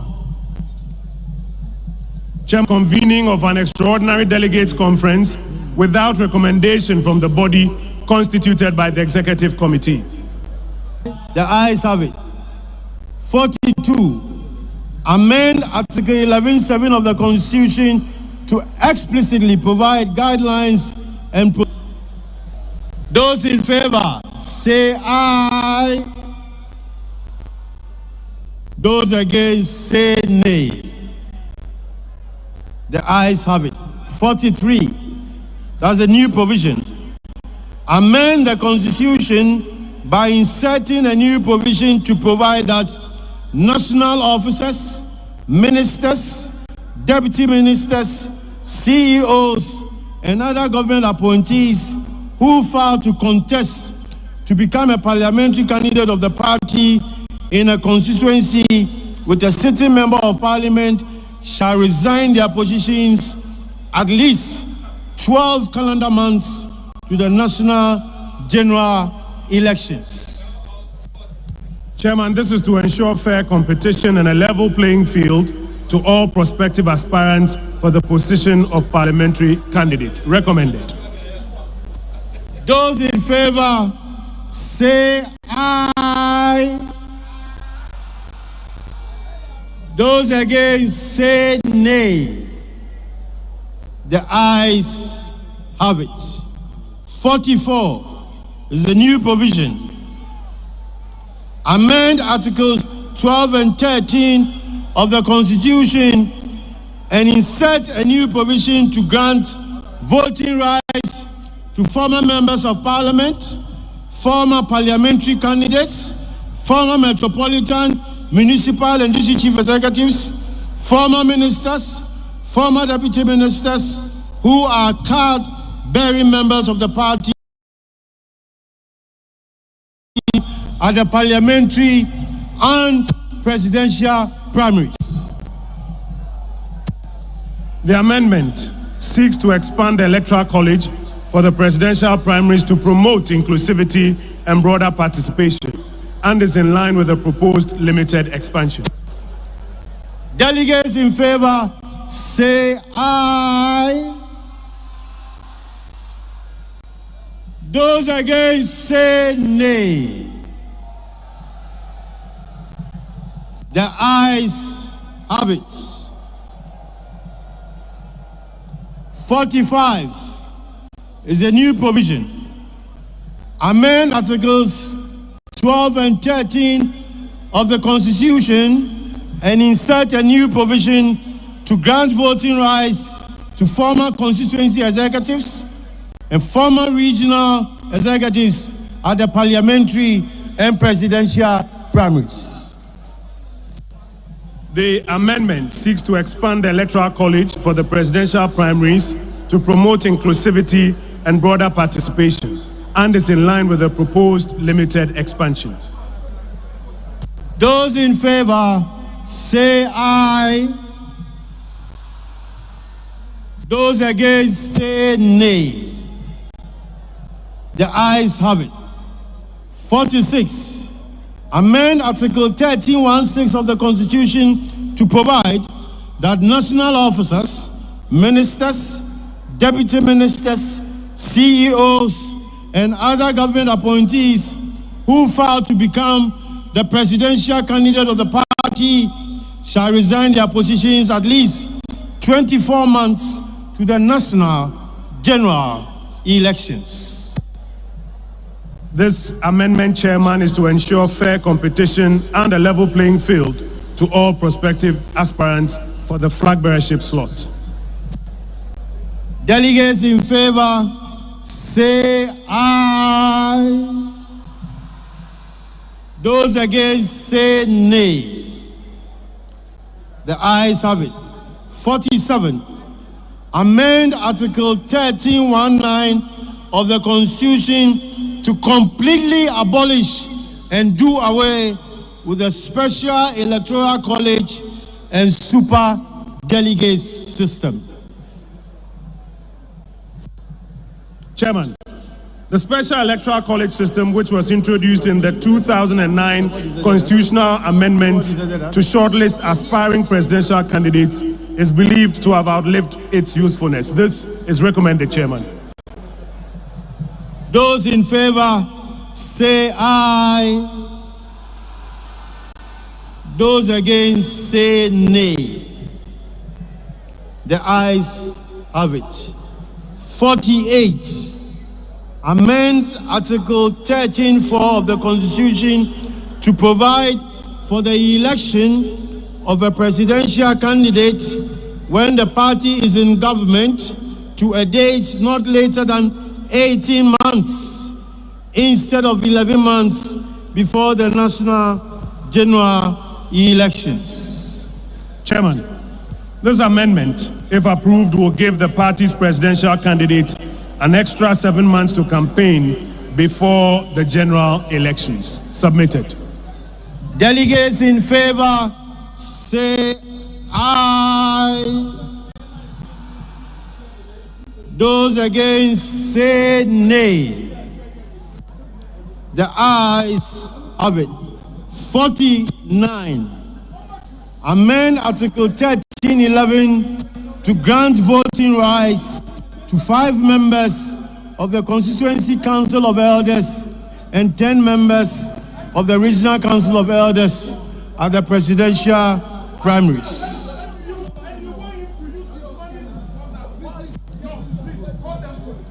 These constituency and regional elders are members of the constituency and regional delegates conference respectively.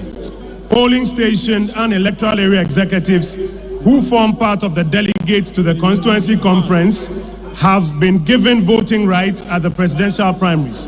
The exclusion of the elders is an omission which should be rectified. Respectfully submitted. Motion number 50. Amend Article 1311 of the Constitution to include 30 national patrons and all members of the National Council of Elders to be part of the presidential primaries. The National Council of Elders is the foremost advisory body of the party and therefore ought to be adequately represented at the second highest decision-making body of the party. The national patrons also occupy an important position in the party structure. The expansion of their members in the presidential primaries is therefore appropriate. Respectfully recommended. Those in favor say aye. Those against say nay. 51. Amend Article 1311 to grant voting rights to 5 constituency patrons and 10 regional patrons at the presidential primaries. These constituency and regional patrons are members of the constituency and regional delegates conference respectively. Polling station and electoral area executives who form part of the delegates to the constituency conference have been given voting rights at the presidential primaries. The exclusion of the patrons is an omission which should be rectified. Delegates in favor say aye. Those against say nay. The ayes have it. 52. Amend Article 1311 to grant voting rights to 1 TESCOM patron from every recognized tertiary institution in the presidential primaries. 52, right? 52. Chairman, this amendment allows for inclusivity and broader participation. This is in line with the proposed limited expansion. Those in favor say aye. Those against say nay. The ayes have it. 53. amend Article 15.3 of the Constitution to make all female delegates at the National Delegates Conference eligible to vote for the position of National Women Organizer. Chairman, the current regulations on the election of the National Women Organizer is not inclusive. This amendment, if approved by conference, will allow all female delegates, I repeat, all female delegates, to participate in the election of the National Women's Organizer. Recommended, Chairman. Delegates in favor say aye. Those against say nay. The ayes have it. 54. 54.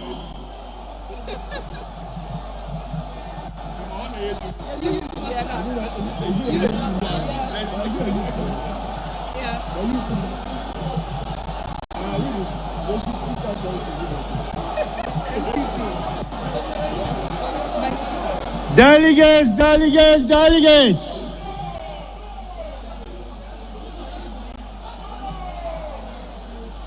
Delegates, delegates, delegates. Permit me to read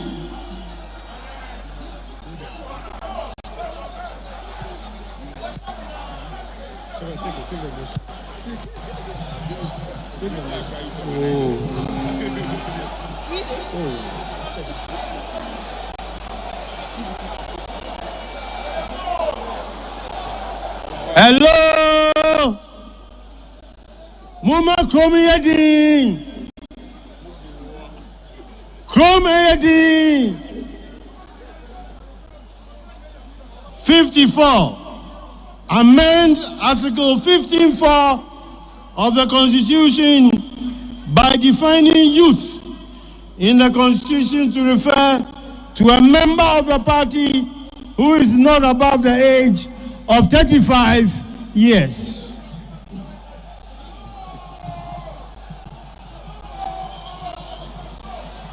My Chairman, the age limit for youth per all the international conventions and national laws shows that the highest age limit is 35. The UN puts the age bracket between 15 and 24 years, the WHO between 15 and 29, UNICEF between 15 and 24, the ILO between 15 and 24, the African Youth Charter between 15 and 35. In Ghana, the National Youth Authority Act, Act 939, defines a youth as a person between 15 and 35. My Chairman, views on this motion are very divided. Distinguished delegates of conference, those in favor of motion number 54, say aye.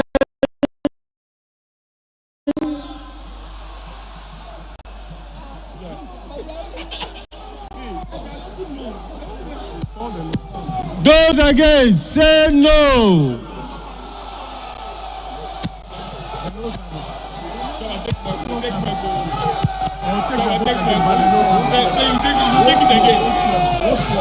I will take this vote again. I am going to take this vote again. I am taking this vote again. Delegates in favor, say aye. Those against, say nay. Nay! Nay! Nay!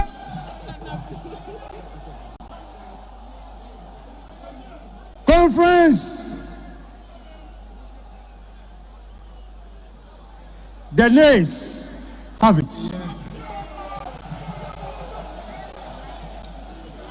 Meaning,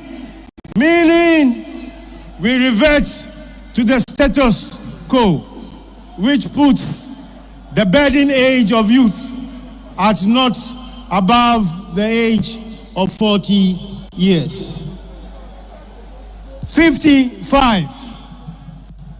amend Article 15(4) of the Constitution to make youth delegates at the National Delegates Conference eligible to vote for the position of National Youth Organizer.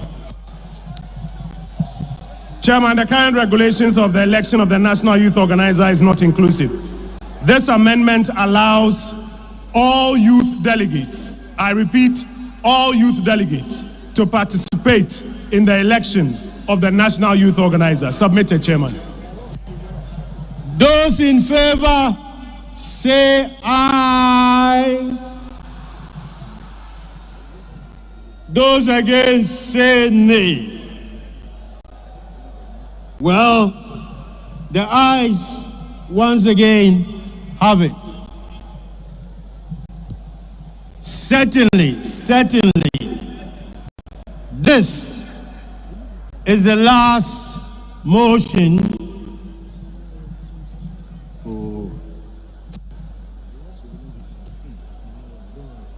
56. Amend Article 15(5)(de) and related provisions that refer to national coordinator at all relevant levels. To refer to the national coordinators as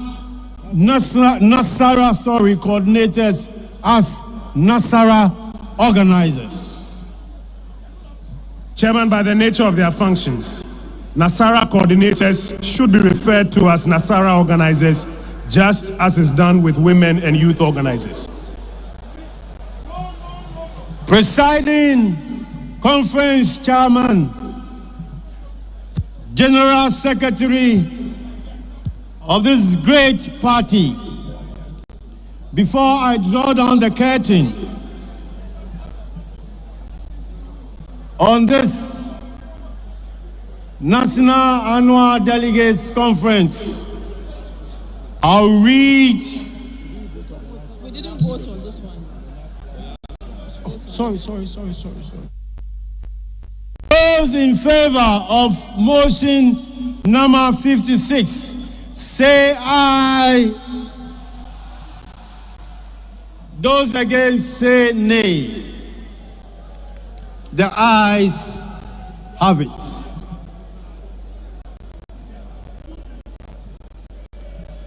I will now, for the benefit of conference, read the sunset clause, which is ordinarily referred to as the transitional provisions. And this has been drawn by the Constitution Amendment Committee in line with the existing practice. Whereas the National Council of the party has, pursuant to Article 13(1) of the Constitution, scheduled January 21, 2026 as the date to elect the party's 2028 presidential candidate. The National Annual Delegates Conference has on this day, the 19th day of July 2028, adopted the proposed amendment 2025, adopted the proposed amendment to expand the Electoral College for the election of the party's presidential candidate to include all former members of parliament, all former parliamentary candidates, all former MMDCs, all card-bearing former ministers, all card-bearing former deputy ministers, all former regional executives, all former constituency executives, all former branch executives, all the members of the National Council of Elders, the members of the National Council of Patrons, regional and constituency patrons, regional and constituency elders, and TESCON coordinators. The National Annual Delegates Conference has on this day adopted a proposed amendment to expunge the Special Delegates Electoral College from the Constitution. The term of office holders in the party from polling station to the national level has not expired. I repeat, has not expired. Accordingly, the prospective members who are to be afforded the right to form part of the structured offices at various levels by elections shall have their rights held in abeyance until upon the expiration of the tenure of the incumbent office holders. Now, therefore, it is proposed that for the avoidance of doubt,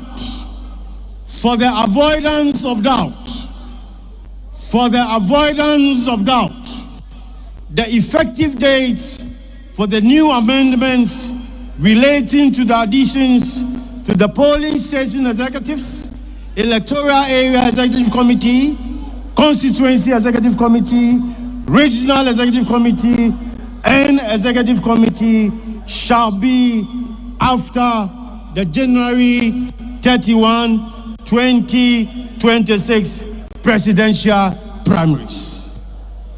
However, as adopted by the National Delegates Conference on this fateful day, and given the fact that the dates of the conduct of the presidential primaries have been set by the Constitution in accordance with the dictates of the Constitution, the provisions pursuant to the new amendments on presidential primaries, that is Article 13, particularly the expunging of the Special Electoral College and the expansion of the Electoral College for the presidential primaries to include former executives, former regional executives, former external branch executives, former members of parliament, former parliamentary candidates, former MMDECs, former card-bearing ministers and deputies, TESCON coordinators, party patrons and elders,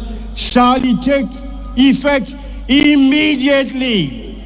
Shall take effect immediately in order to give effect to the decision of the National Council and the National Delegates Conference in respect of the presidential primaries.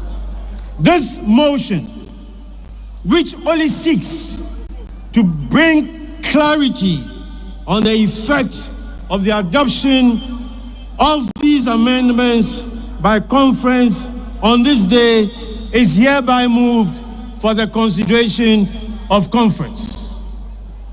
At this stage, distinguished delegates, those in favor and all in favor of this motion, say aye. Those against, say nay. The ayes have it.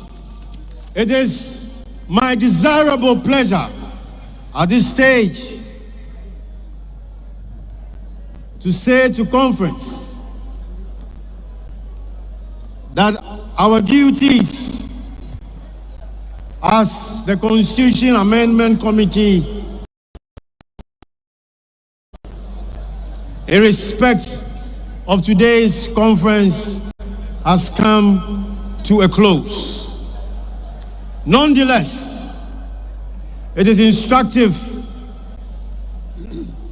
to notify all delegates that the preparatory work for the drafting of the new constitution or amended constitution pursuant to the adoption of these elaborate constitutional amendments would begin in due course. We thank you all for the support and cooperation afforded us. God bless all our distinguished delegates. God bless the great party, and God bless our homeland, Ghana, and make her great and strong. And we shall always be bold to defend and resist the oppressor's rule. Thank you all very much.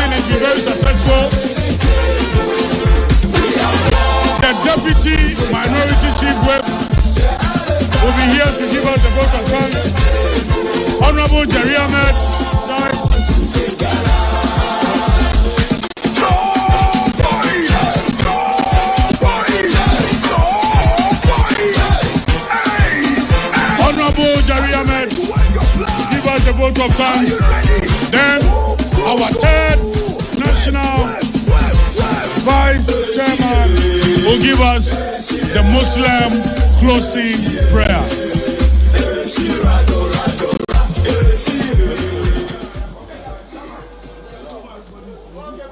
The Honorable Acting National Chairman,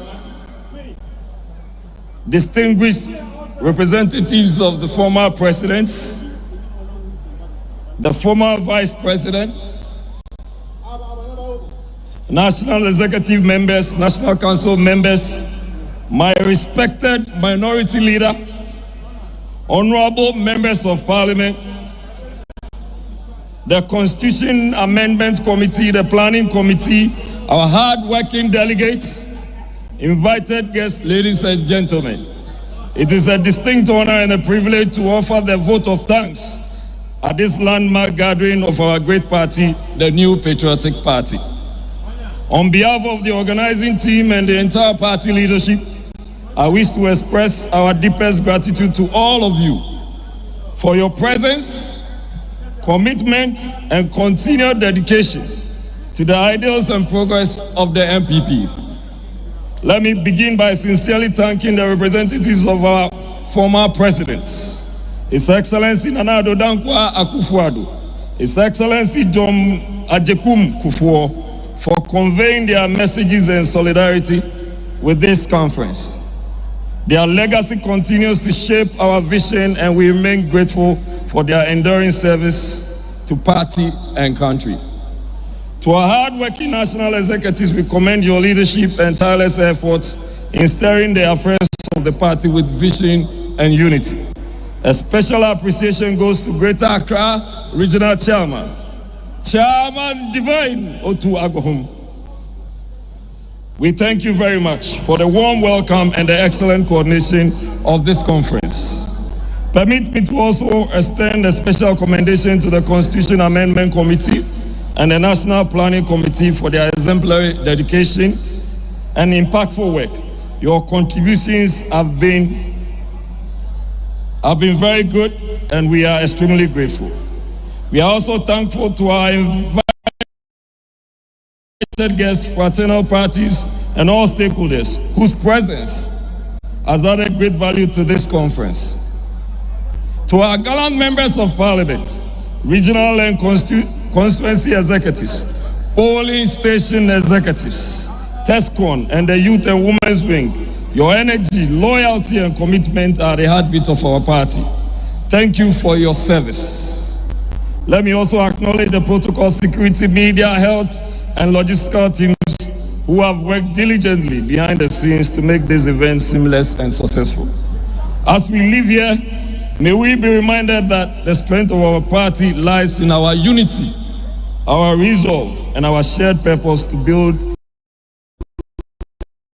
a better Ghana for all. Once again, thank you all for making today a memorable success. May God bless the New Patriotic Party.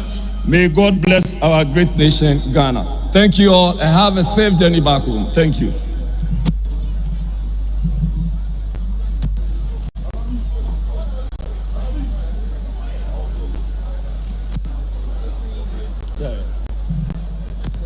A'udhu billahi minash shaitanir rajim.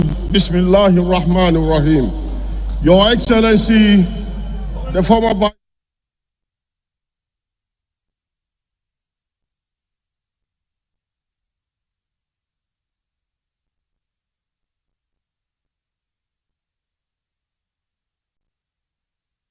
the former Chief of Staff, the General Secretary. May peace and blessings of Allah be upon all of us here, fathers and mothers, brothers and sisters, ladies and gentlemen. We thank Almighty Allah for bringing our delegates from the various regions to the greater Accra here to participate with this historical event, which is our National Delegate Conference. We are thanking the Almighty Allah for bringing them in peace, and we ask God, Almighty Allah, to send each and everyone here to his or her constituency safely, and inshallah, we will get that. In this case, Rabbana, I think that it will affect some people. Rejected it, but that notwithstanding,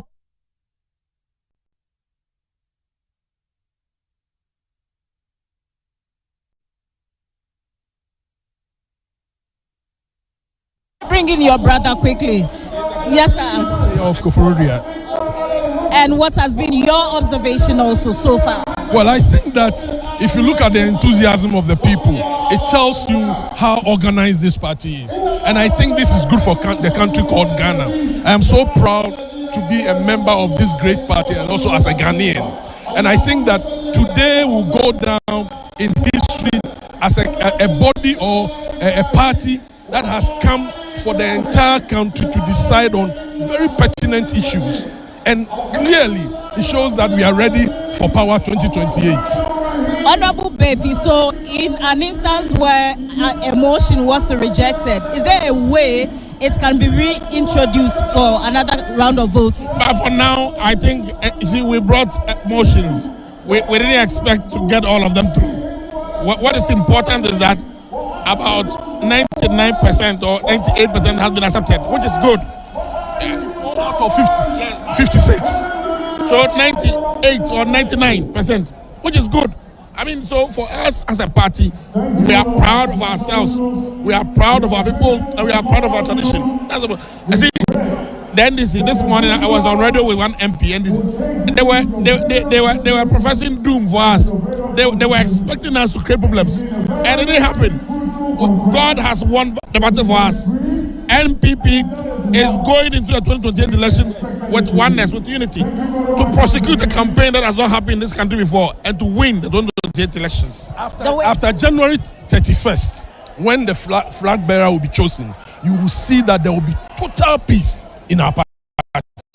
Okay? And you know one thing we did today, which is going to nail the coffin for us to go to Jubilee House, the inclusion of all past MMDCs, the inclusion of all past parliamentarians, and also other appointees. I think this is good for the party. It is going to energize the party towards victory. Thank you so much.